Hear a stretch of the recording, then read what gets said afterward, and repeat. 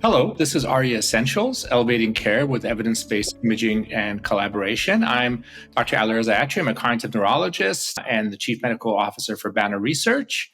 This is a educational activity that's supported by an independent educational grant from Eli Lilly. Hi, my name is Dr. Petrice Cogswell. I am a neuroradiologist at Mayo Clinic in Rochester, Minnesota. My name is Dr. Anton Porsteinsson. I'm the William B. and Sheila Kohner Professor of Psychiatry, Neurology, Neuroscience, and Medicine at the University of Rochester School of Medicine and Dentistry.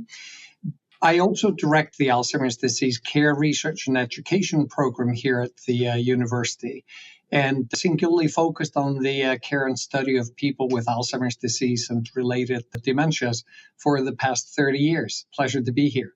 Hello, this is Vittoria Spampinato. I'm a neuroradiologist at the Medical University of South Carolina in Charleston. Learning objectives for today are, by the end of this educational initiative, we'll be able to better identify the pathophysiological features that put patients taking anti-amyloid monoclonal antibodies at potential risk for ARIA, which is amyloid-related imaging abnormalities.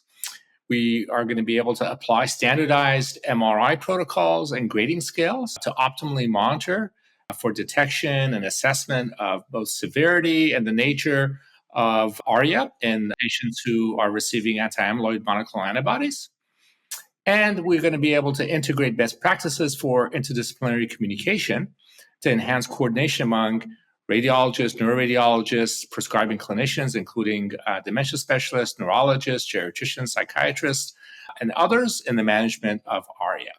So what is ARIA? Amyloid-related imaging abnormalities. In the word, it says imaging. ARIA is an imaging finding.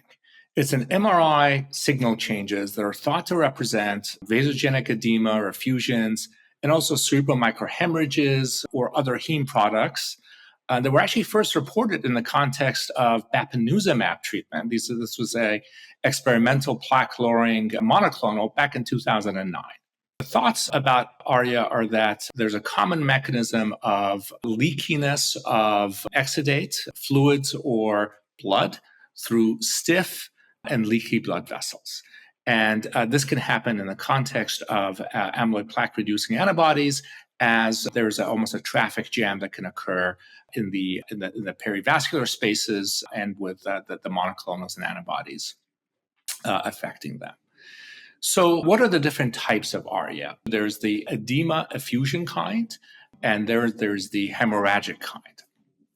And it's really, really important that, particular sequences are used to identify ARIA. And you'll hear more about appropriate sequences for those. But for ARIA-E, really, it's a T2 flare is really, really important. And oftentimes you'll see here in the image, you'll see areas of either parenchymal edema, that's bright signal, or you'll see effusions within the sulcus. And this may also be associated with gyral swelling. And, there are various regions that can be involved. Basically, multiple lobes can be involved at times. And we'll learn about ARIA grading the imaging severities. But oftentimes, autoregulation tends to break down much more in the occipital lobe. So all things being equal, occipital predominance tends to occur more, as well as parietal and temporal, and also frontal, less so in the cerebellum and in the brainstem. The vast majority of ARIA tends to be actually not symptomatic, tends to be an imaging finding, and that tends to be also transient. But in some cases, it can also be severe and cause symptoms, and we'll talk a little bit more about those.